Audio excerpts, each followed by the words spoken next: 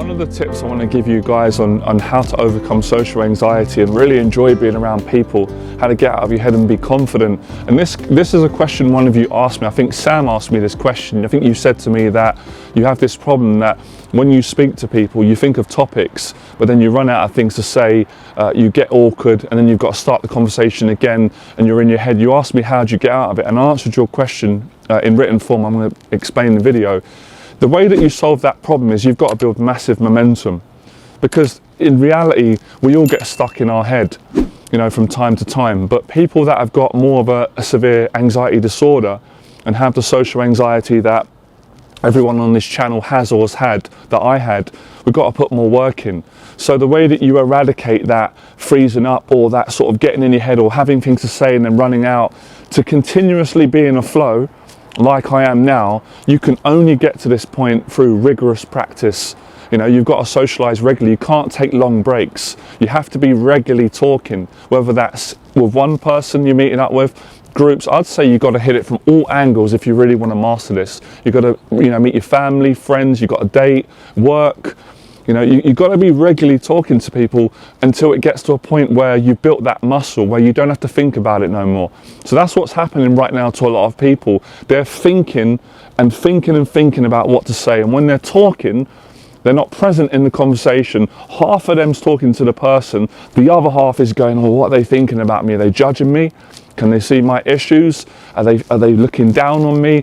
Oh, am I going to run out of things to say? Or is my eye contact good? Or how am I standing? Or what if I run out of things to say? What if I stutter and all my issues spill out? What will they think about? You've got to get past that.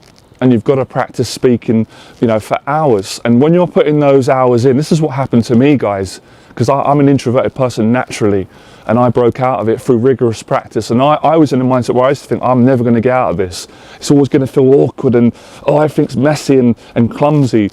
But you can overcome it. I've helped so many clients. So you've got to put more practice in, and you've got to get to a point also where you actually enjoy being around the people that you're around. That's a huge part of it.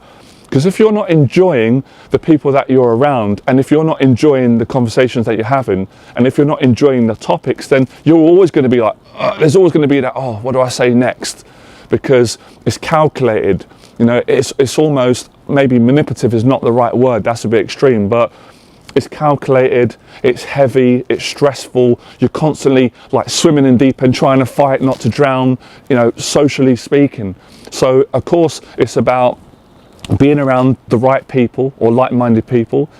It's about what you do in your private life before you meet people. And what I mean by that is if you're training regularly and you're doing the boxing that I keep telling you guys to do, some of you don't listen, some of you will, or fitness, when you're fit body, fit mind.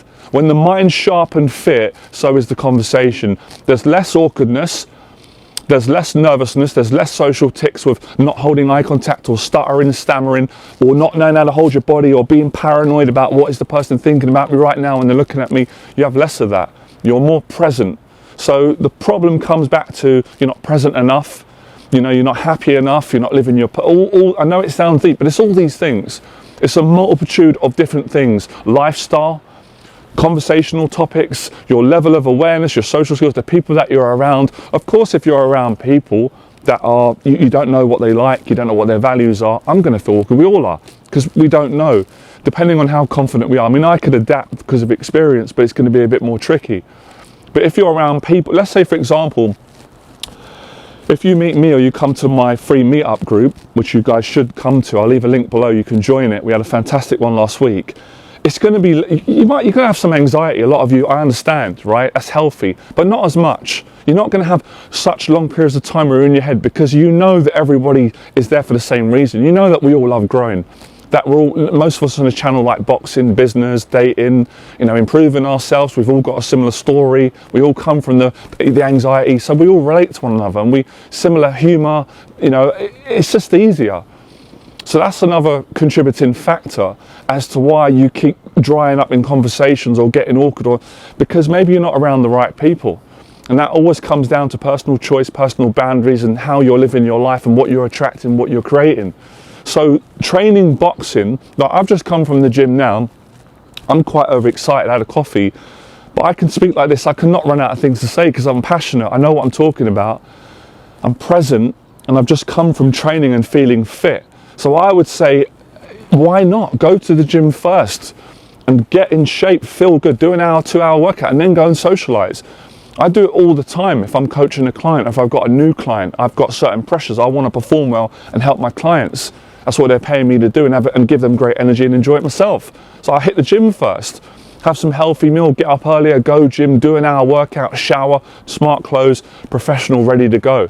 So it is about having more of a positive attitude. And you can't just go into situations and just hope that they're going to go well and expect them to go well. It's not enough. You have to work hard at it. You have to really change your mindset, because most people are in a mindset that's negative, judgmental, small talk, all that stuff, boring, miserable. Who wants to be involved in that? You don't have to. And it's also about, a huge part is, what can I give to people versus what can I take? If you're in a taking mindset, which most people are, right, we're all guilty of that to some degree, where it's like, what can I get? Approval, favors, climb the social ladder, money, all these hidden agenda, then it's gonna be messy, it's not honest. But if it's from the heart and you're not trying to take anything, and you just want genuine connection and friendship, fantastic, it's gonna flow. And then people are going to want to give you things anyway, vice versa. So it's also the values that you're coming from. All these things play a part. Come back to the simple social tick, which is, how do I stop being awkward around people? How do I get out of my head? How do I flow in the conversation and feel that connection? It's like a puzzle. And when the puzzle's out of sync, it doesn't feel right, does it? Between the people that you're with, for them, for you. There's a disconnection. So that's the deeper message. How can I feel a connection when I'm talking to people? Great question to ask, great place to start. Well, it's about being honest with yourself. You've got to connect with yourself. You've got to a certain degree, I'm not saying like it's a deep question, you've got to know who you are, and you've got to live your purpose, or at least try. And when you know who you are and you're living your purpose and you're connected to yourself, I know that can sound really deep and a little bit cliche, could even sound a bit cheesy, but I am from the 80s, and a little bit of cheesiness is nice.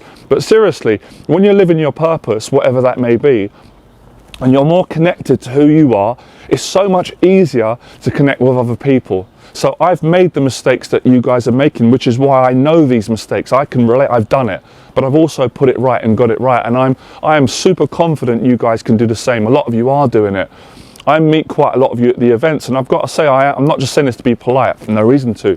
I'm impressed by some of the improvement that I've seen from you guys when I've met you in person, how much more confident you are. Sometimes I don't expect it because of the messages online. I'm not always seeing you in person. So there's no ceiling on how much you can develop and grow. That's why I love this stuff. That's why I'm so excited about it. Because there's not limits, there's no limits. Only the limits that your mind tells you or tries to trick you into believing, or other people's negative, ignorant, unqualified, untested, limited opinions. There's no level to how confident you can grow. And I've said this before, and this is from my heart true. The clients that I've worked with that have been the most nervous and awkward when I first met them with everybody always make the biggest progress in most cases. It's amazing over the years. And I can answer the question. I had this conversation with my client Philip. We spoke about it.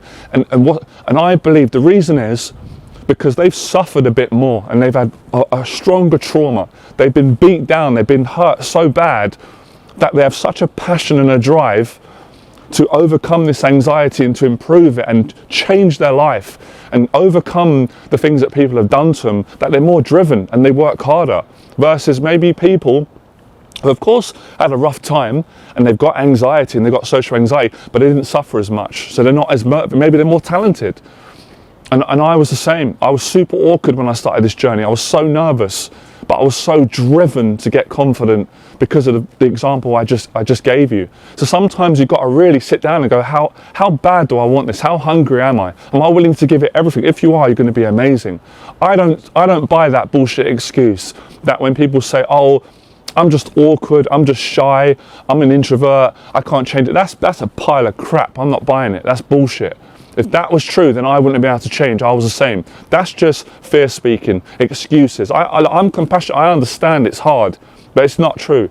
That's not true. Any person can become more confident, but they've got to be willing to face their fears. They've got to go through stuff and grow through it.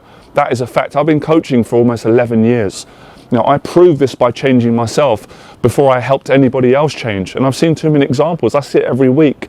You guys see it. You guys are doing it. It's not just me saying it. You guys are changing. So it's about breaking out of the label. And you've got to go to war with your own perceptions, your own labels of yourself. Because it's not really other people, it's paranoia. I was the same growing up. I thought people thought really bad things about me. And that might be true to a certain degree. Most of the time they thought good about me. It was me, my demons, my issues, my paranoia, projecting out, my fears, my overthinking. I started to realize actually a lot of people are impressed by me. They think I'm confident, they think I'm a good person, which I am. So you have to change your relationship with yourself, and that's going to impact the problem that you're having right now, which is being stuck in your head. You can't flow when you're in conversations. You can't feel like, it's almost like you can't feel empathy when you're talking. I know that's extreme, but some people have it because they're so traumatized and afraid and anxious. They can't connect emotionally. So you've got to be honest. Like I say, you've got to cut the bullshit. You can't be doing tricks and all this kind of stuff. I don't teach that. You've got to be real, you've got to be honest. So if you can't be real, you've got to say, okay, at the moment I can't be real. I'm a bit fake because of my fear. I can live with that, but I'm going to work it out and eventually take the mask off and open up more. So opening up, open heart, and I demonstrate it when I do these videos. I love it. I don't like being not honest. I don't feel good about that. So I come on the video and it all comes out, and that's what creates a great conversation. I can keep. How long have I been speaking now? Okay. All right, so 12 minutes without stopping. So I'm giving you a demonstration now. This is not planned. You know, I didn't even plan to answer your question. My plan is just to have fun today, teach, be honest, and help people, help guys that are struggling with social anxiety to build more confidence and to get better socially and to face their fear in their life. And I love doing this, so got nothing to fear. So this is a demonstration. Look, if I was talking to you, we could have, obviously you'd be filling in, so I wouldn't be working this hard, but I'm enjoying it. And it's also about, this is a demonstration. You know, once you've said what you've said, sometimes you just got to chill out and relax. There is a comfortable silence. It's not healthy to continuously keep talking, of course. Silent, you know, let this presence speak itself. Just let clear the air. You know, the atmosphere speaks louder than words most times in social situations. You guys know that. People don't seem to have the courage to just be honest about what's true, which is a beautiful thing. So of course, being real, and stop trying to be perfect. None of us are, none of us need to be. And we're in a predicament where we can't be perfect. We're human, we have flaws, but we can be great. So all these pieces together will help you. And I know I've gone on every single tangent there. Why not? Why not? It's great, I love it. Let me know in the box below if this video's it's been hard hitting, that you understand it now. It really does resonate. It's got through to your brain and your heart, and you're going to go and apply it.